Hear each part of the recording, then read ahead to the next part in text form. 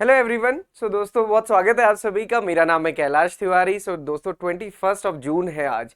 खास दिवस है, world yoga day, world music day, world hydrography day आज सेलिब्रेट किया जाता है।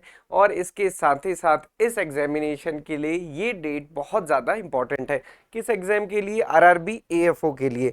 IBPS RRB AFO scale 2 level की जॉब है। एक्सपीरियंस के बाद ही आप इसको फिल कर सकते हैं। एक्सपीरियंस 2 साल का होना चाहिए रेलेवेंट फील्ड में, किसी भी टाइप का, गवर्नमेंट या फिर प्राइवेट, दोनों ही एक्सपीरियंस यहाँ पे वर्क करता है।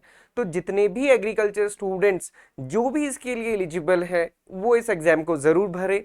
और खासकर वो स्टूडेंट्स, कई बार ऐसा होता है कि आईबीपीएस एएफओ की प्रिपरेशन की थी बट किसी भी रीजन से नहीं हुआ और उसके बाद फिर आपको जॉब करनी पड़ी किसी भी रीजन से, तो आपके पास अब 2 साल का एक्सपीरियंस है तो आप इसको जरूर अप्लाई कीजिए, क्योंकि ये एक टाइप से आपके लिए बहुत अच्छी अपॉर्चुनिटी हो सकती है। क्यों? क्योंकि अगर आप स्केल 1 ज्वाइन करते तो स्केल 1 के हिसाब से 36,000 के ग्रेड पे आपको सैलरी मिलती, और अभी 2 साल के डिफरेंस में ही, अदरवाइज आप देखेंगे स्केल 1 ज्वाइन करने के बाद भी आपको कम से कम 3 या 4 साल लगते हैं प्रमोट होने में। यहाँ पे सीधे स्केल 2 में ज्वाइनिंग होगी और 48,000 का जो ग्रेड पे है उसके अकॉर्डिंग सैलरी मिलेगी। तो सैलरी ज़्यादा होती है, अलाउंसेस थोड़े से कम होते हैं क्योंकि आरआरबीज है, रीजनल बैंक है, जो अलाउंसेस हैं वो थोड़ा सा कम है।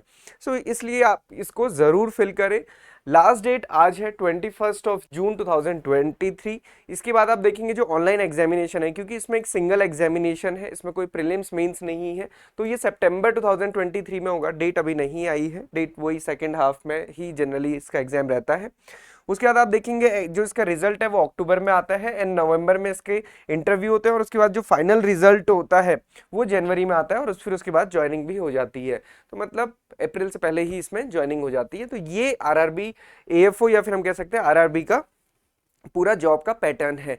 वैकेंसीज इंक्रीज हुई हैं। पहले वैकेंसीज जो रिपोर्ट हुई थी वो 61 थी, अभी आप देखेंगे 122 वैकेंसीज हैं। सो नियर अबाउट ये वैकेंसीज डबल हो गई हैं। तो ये आपके लिए बहुत एक अच्छा चांस है अगर आप देखेंगे इस बार। अदरवाइज हर साल क्या होता था, 20-22 वैकेंसीज होती थी एक या दो स्टेट्स में, तो काफी दिक्कत होती थी। दिक्कत कैसे होती थी? मतलब साउथ के किसी स्टूडेंट को फिल करना है तो डेफिनेटली अब अगर पंजाब के आरआरबी है तो पंजाब में ही उसे जॉब करनी पड़ेगी। बट इस बार काफी जगह यहाँ पे वैकेंसी आप देख सकते हैं। बंगिया ग्रामीण बैंक वेस्ट बंगाल, बड़ौदा गुजरात ग्रामीण बैंक, तो ये बड़ौदा गुजरात में, बड़ौदा राजस्थान 24 वैकेंसी राजस्थान के लिए, बड़ौदा यूपी उत्तर प्रदेश के लिए, और उसके बाद छत्तीसगढ़ राज्य ग्रामीण बैंक 1 वैकेंसी, दक्षिण बिहार में 25 वैकेंसी एंड पंजाब में 3 वैकेंसी, उत्तराखंड में 1 वैकेंसी। तो आप इस बार देख सकते हैं कि काफी स्टेट्स में वैकेंसीज आई हैं। और क्योंकि एग्रीकल्चर ग्रेजुएट्स या फिर हम कह सकते हैं कि एग्रीकल्चर स्टूडेंट्स, खासकर राजस्थान के, गुजरात के और महाराष्ट्र के, उत्तर प्रदेश के, वेस्ट बंगाल के, उन सभी स्टूडेंट्स के लिए यहाँ पे इस बार अपॉर्चुनिटीज है। तो दोस्तों इसलिए मिस मत कीजिए। अगर आप एलिजिबल हैं तो आप इसको जरूर फिल कीजिए। फॉर्म फिल करने में जितने भी डाउट क्वेरीज आप लोग की आई है मैंने पहले भी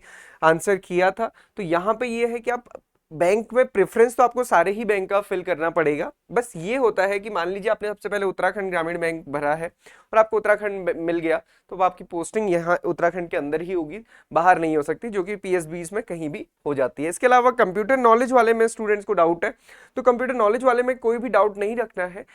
देखिए क्या होता है, आपके स्कूल में या फिर ग्रेजुएशन में या फिर पोस्ट ग्रेजुएशन में अगर कंप्यूटर एज अ सब्जेक्ट भी है तो वो नॉलेज भी उसमें चलती है। तो आपको वहां पे ये पूछा है do you have computer knowledge, आप उसको यस कीजिए और उसके बारे में बताइए कि कहाँ पे आपको नॉलेज है। अगर ये सब्जेक्ट आपका कभी नहीं रहा है तो फिर आपका कोई भी सर्टिफिकेट इसमें वर्क करेगा 6 मंथ का, तो वो आप ले सकते हैं। ओके, तो उसमें कोई डाउट आपको नहीं रखना है। एलिजिबिलिटी की बात करें, ग्रेजुएशन प्लस 2 ईयर का एक्सपीरियंस, और जो इसमें एज है वो मैक्सिमम 32 ईयर की एज तक आप इसमें अपीयर कर सकते हैं।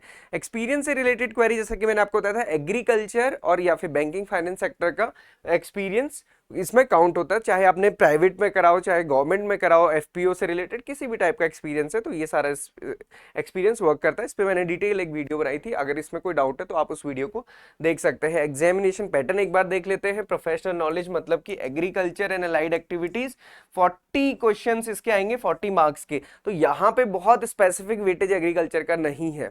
ओके, तो ऐसा नहीं है कि जैसे आईबीपीएस एएफओ में होता है कि प्रीलिम्स में क्वांट इंग्लिश क्वालिफाइंग है और जो एग्रीकल्चर है उसी से सारा चीज डिसाइड होगा। तो यहाँ पे ओवरऑल बाकी सब्जेक्ट से भी डिसाइड होता है। रीजनिंग, फाइनेंशियल अवेयरनेस यहाँ पे इंपॉर्टेंट है, तो प्रिपरेशन अच्छे से कीजिए। ऐसा नहीं है कि सिर्फ एग्रीकल्चर ही पढ़ना पड़ेगा और कंप्यूटर नॉलेज। तो आपके क्वांट्स, रीजनिंग, इंग्लिश के अलावा यहाँ पे फाइनेंशियल अवेयरनेस और कंप्यूटर नॉलेज काफी ज्यादा इंपॉर्टेंट रोल प्ले करने वाले हैं, तो ये इसको ध्यान रखिएगा। इसके बाद इंटरव्यू भी होगा। तो ये पूरी एग्जाम प्रोसेस है। हमारा जो ऑलरेडी बैच है वो स्टार्ट हो चुका है, वो चल रहा है। स्टडी प्लान हमने आपके साथ शेयर किया है। आप कैसे भी इसकी प्रिपरेशन कर सकते हैं, खुद से भी आप प्रिपरेशन कर रहे हैं तो भी आप इस स्टडी प्लान को डाउनलोड कर सकते हैं और इसको एज हम कहते हैं ना कि हम ये देख के चल सकते हैं कि चेकलिस्ट हमने कितना कंप्लीट किया है, कितना नहीं किया है। मान लीजिए यहाँ पे है रीजनिंग में पजल्स, तो खैर डेली ही करनी है। इंग्लिश की अगर हम बात करें, सेंटेंस रीअरेंजमेंट या फिर कोई भी एक टॉपिक है, आप इसको जस्ट उस टाइप से लेके चल सकते हैं कि आपने क्या कंप्लीट किया है, क्या कंप्लीट नहीं किया है। तो ये आप देख सकते हैं, इसको डिटेल में देख लीजिएगा, अभी यहाँ पे हम डिस्कस नहीं कर रहे हैं। इसके अलावा आरआरबी, एसओ के हमारे पास कोर्सेज अवेलेबल हैं, चाहे जनरल है, चाहे एग्रीकल्चर है, आईटी, फाइनेंस, सभी के कोर्सेज अवेलेबल हैं। तो आप इसको देख सकते हैं, डेमो देख सकते हैं, mock test, previous year paper आपको फ्री हमारी वेबसाइट पे मिल जाएंगे, इनको आप जरूर अटेम्प्ट कीजिए। So this is all for today. अगर आप एलिजिबल हैं तो जरूर आप आज फॉर्म फिल कर लीजिएगा। अब लास्ट टाइम तक का वेट मत कीजिएगा, रात तक का, अभी ही फिल कर सकते हैं। सो this is all for today. Thank you everyone for watching this video and have a great day ahead.